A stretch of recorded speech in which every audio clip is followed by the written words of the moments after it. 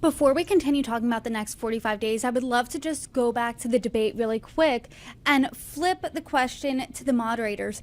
Did voters think that the ABC debate was fair? Because as the debate was playing out, if you were on X, you saw people, weighing in as they usually do, and people, largely Republicans and right-leaning commentators, were saying that they thought the ABC moderators weren't fair, that they were harder on Trump.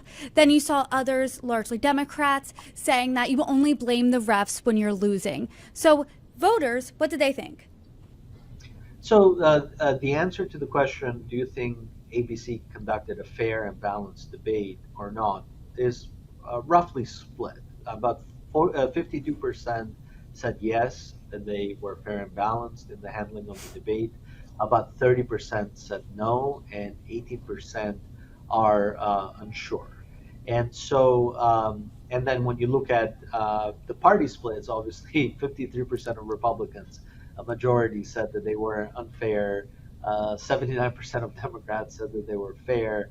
And, independents kind of tend to lean on saying, it was by and large fair debate, not an unfair debate. They were 44% fair, 31% unfair, and, 25% in the middle. But certainly you don't want to see numbers like this, right? You don't want an open question around the moderator's performance. And a 50-50 split on a question like this is an open question. So there was room for improvement in that performance, especially given how many people watched the debate, right? In our poll, a full 48% of all registered voters said that they watched the full debate.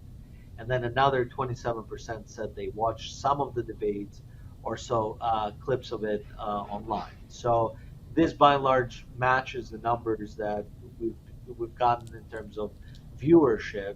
This was a debate that a lot of people tuned in for. And again, it's a debate that, while measured in its impact on the horse race, perhaps is setting the stage for the next 45 days of the campaign and of the election. So we have the first debate between Harris and Trump under our belts.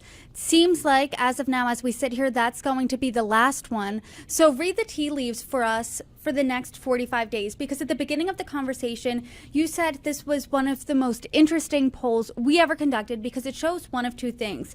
Either she hit a ceiling or she's opening up the race. When will we be able to tell which one that is? I think we'll know within the next week or two. If the horse race stabilizes, then she's clearly hit a ceiling. And what I mean by that is that if you look at the long arc of this campaign, when it was Biden versus Trump and then now Harris versus Trump, the polls have always shifted 2 to 3 points in the direction of one candidate, 2 to 3 points in the direction of the other candidate. And it's been very divided, right? Indicating a very divided electorate and a very, very tight race heading into this election. The only differences have been, after Biden's poor debate performance, which opened questions on his ability to run for president, that the polls really showed an opening for Donald Trump. But otherwise, you take away these, few moments in time, and this race has always been very, very tight. If the horse race stabilizes again, if it starts ping-ponging again, then it's fair to say that the electorate is split. It's going to be a very tight race. And the rhetoric that both of the candidates have offered has yielded them this toss-up election position. But really, the final difference has to be made with those undecideds, with those swing voters. It can be made on a base turnout model. And that's kind of the election that we're looking at. And that's a healthy election. Usually in American politics, it's 20% in the middle that like both of the candidates or dislike both of the candidates at the same time.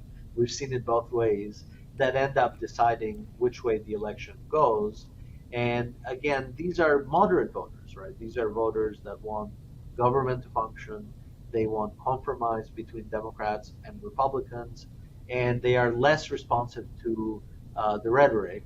And that's good, especially in a country where we've had two assassination attempts on one of the leading candidates, these voters are the tone it down voters and give me actual solutions voters, rather than the red meat voters that tend to live within the bases of each of the parties.